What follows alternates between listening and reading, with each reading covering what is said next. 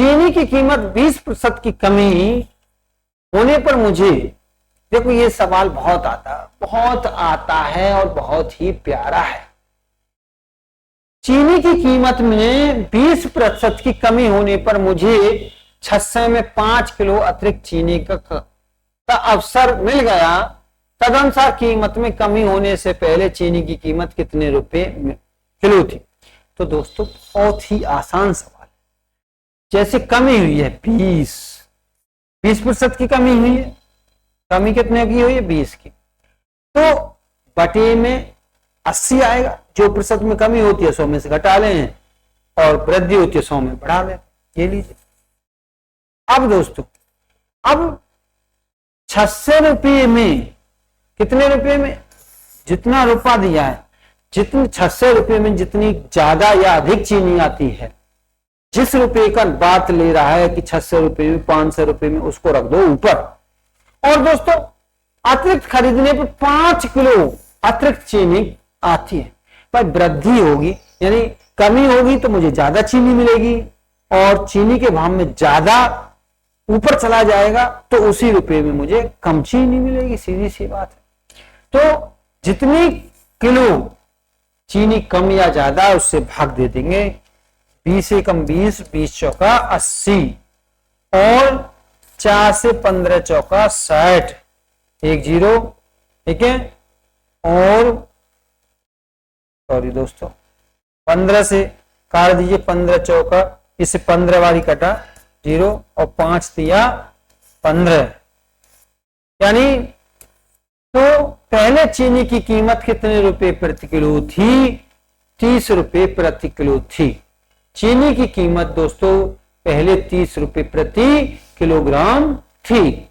ठीक है दोस्तों, दोबारा समझ लीजिए, एक बार और समझा देता हूं कि जैसे ये जो प्रतिशत की कमी वाला है, इसको तो पहले जैसे ही करना भाई। देखो 20, ठीक है, 20, ठीक दोस्तों, 20 कमी कितने प्रतिशत हुई? 20, तो बटी में ये कर लो 80। मैंने बताया था यदि कमी हो तो 100 में से घटा के नीचे रख लो, वृद्धि हो तो 100 में बढ़ा के, और गुणा 100 करना था यदि वो कहता खर्च परिवर्तित रहे।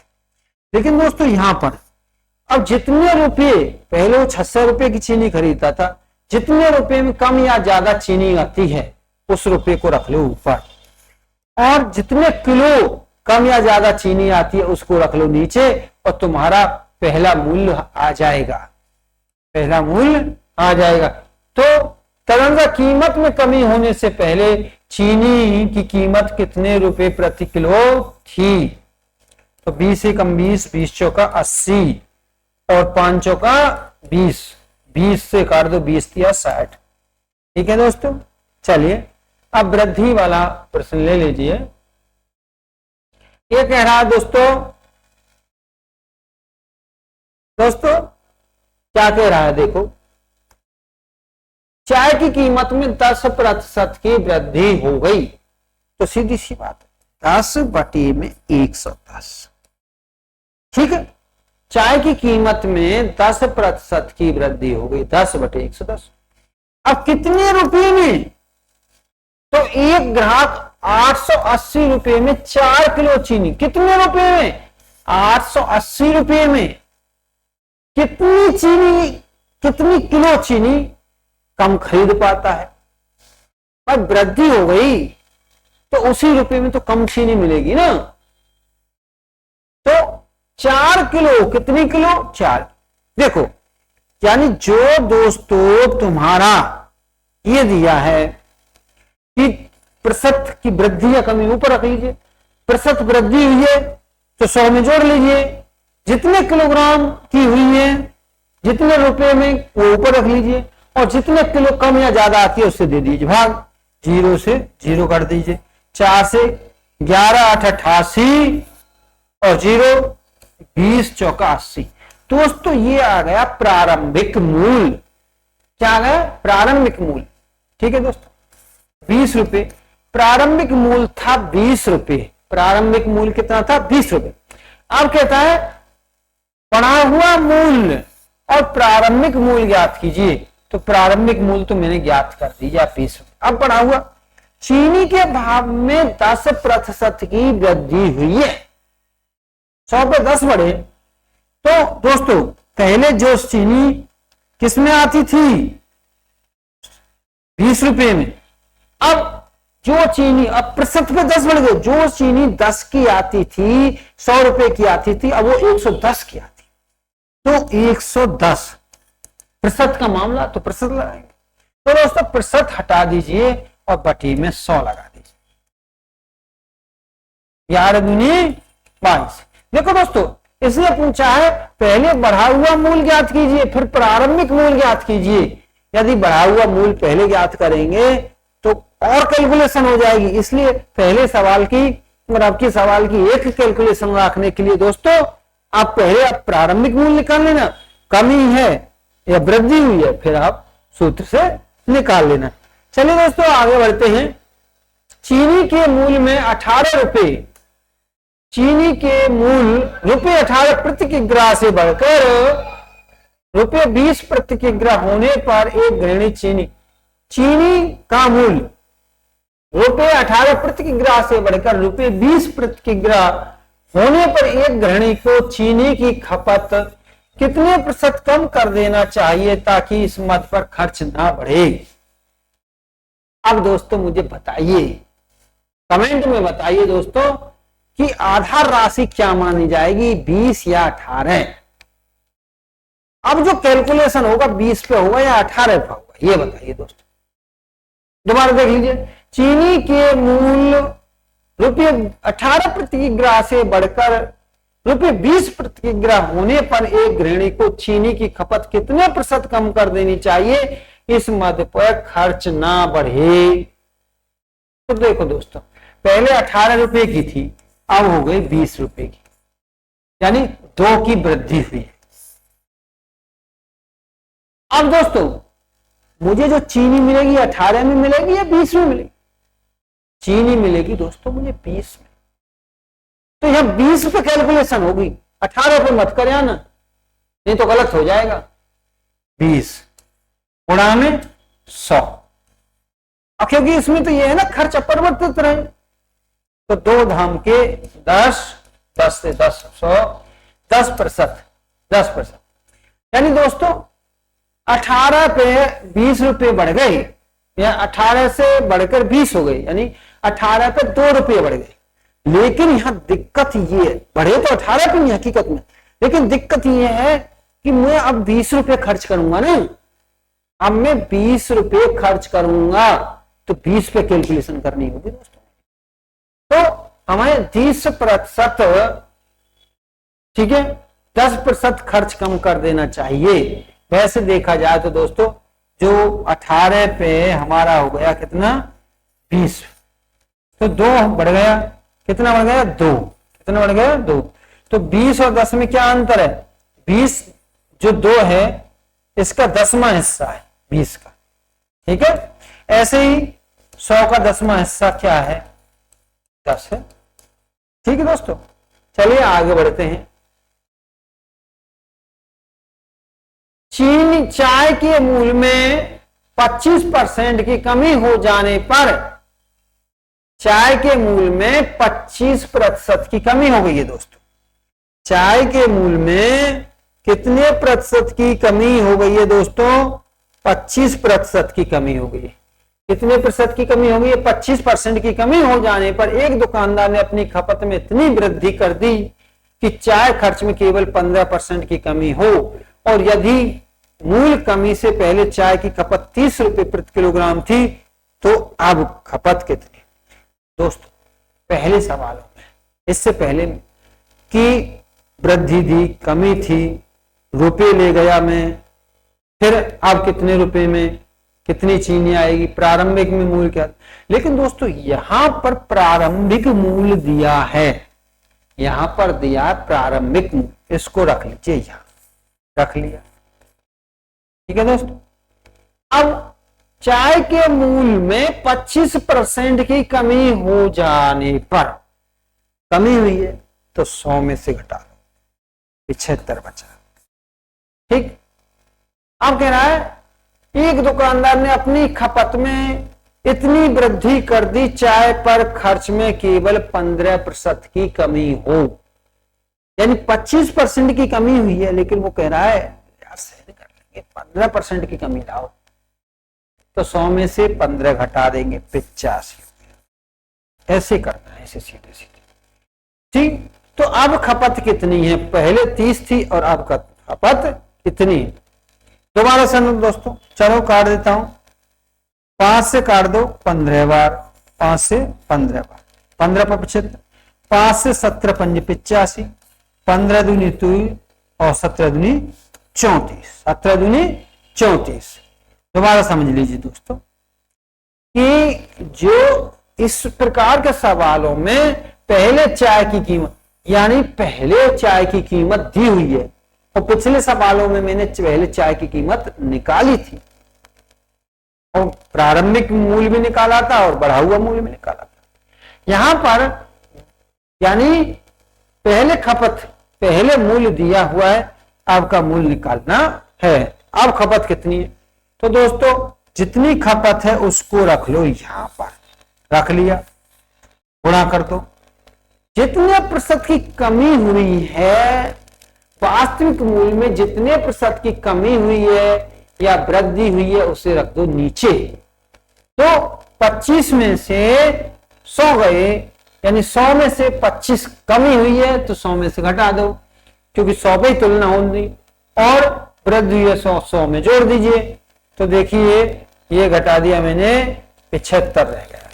ठीक है दोस्तों, अब क्या करना है? एक दुकानदार अपनी खपत में वृद्धि कर दी, चाय के खर्च में केवल 15% की कमी हो।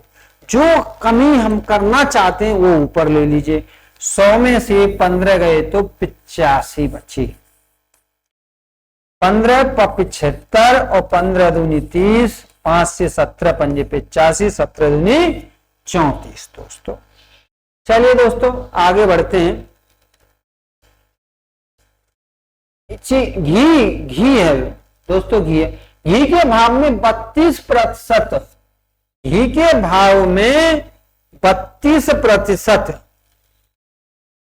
घी के भाव में 32% की वृद्धि हो जाने पर एक परिवार खपत इतनी कम कर दी जाए कि घी पर खर्च में केवल 10% की वृद्धि हो।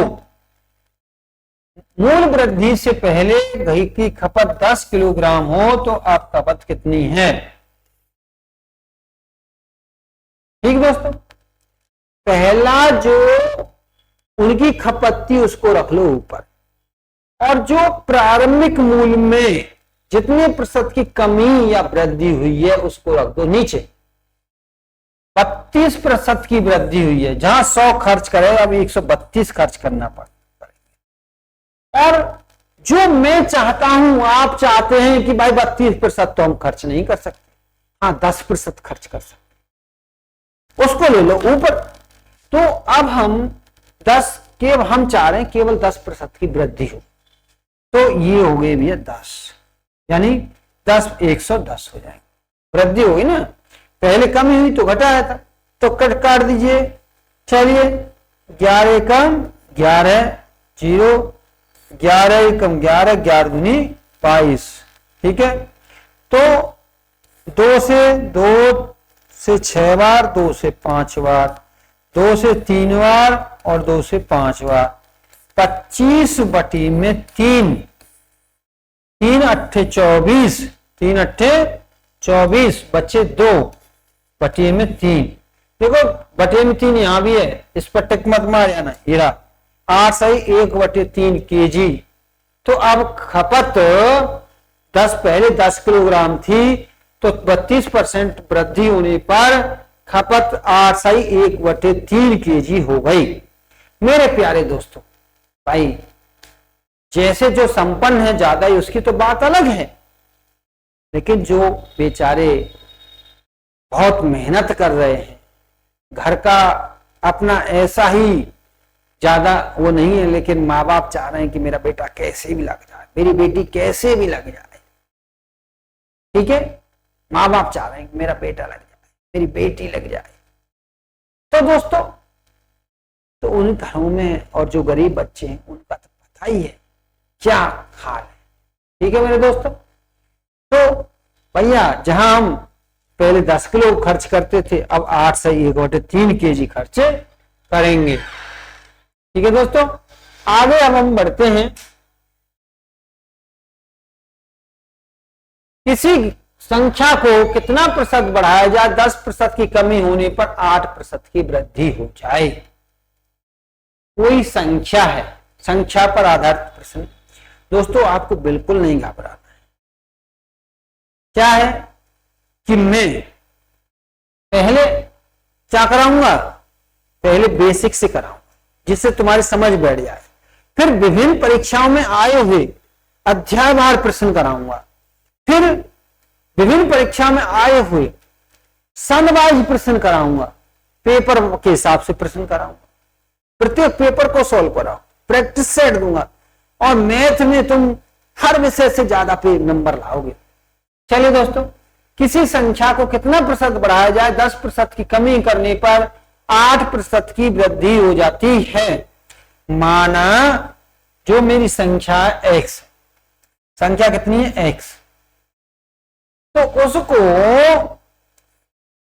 किसी संख्या को कितना प्रतिशत बढ़ाया जाए, माना उस संख्या को y% बढ़ाया जाए, y% बढ़ाया जाए। चलो इसे बाद में लिख लेंगे। इस संख्या को y% बढ़ाया जाए। पहले क्या किया, दुकानदार ने लिया और छप्पा मार के 100 के 110 लिख दिए, 100 के 120 लिख दिए।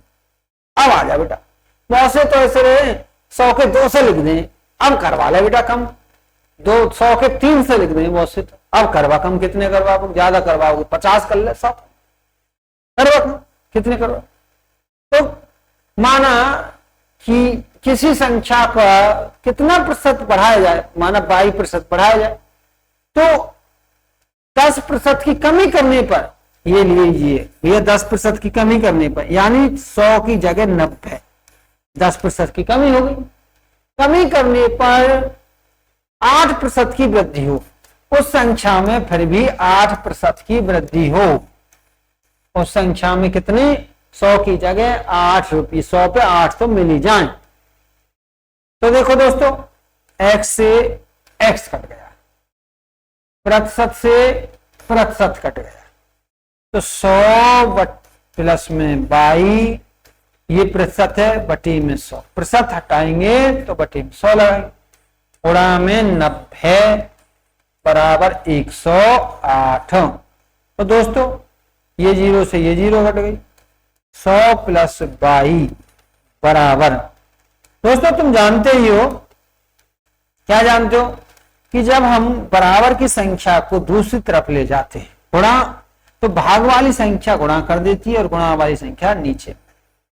12 9 108, 12 बार कट गया, 12 धाम के 120, तो 22 बराबर 120 माइनस 22 माइनस 100, 120 माइनस 100 बराबर 20।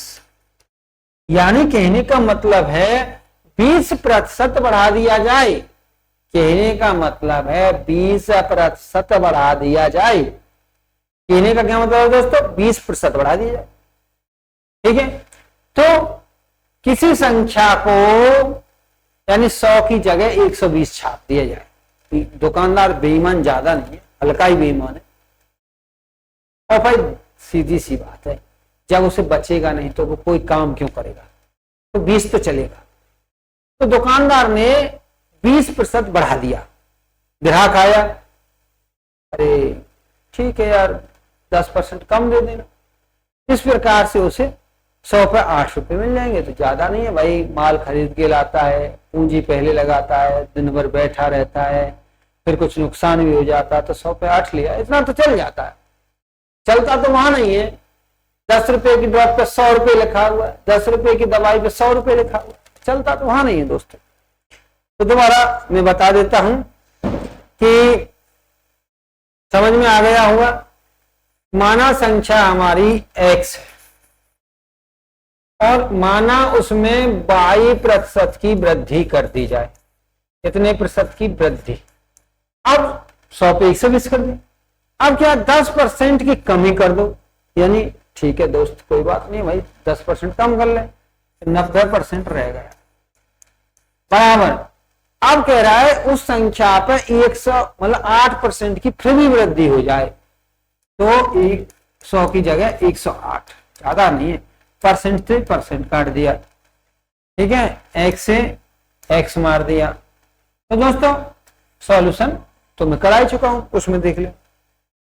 आइए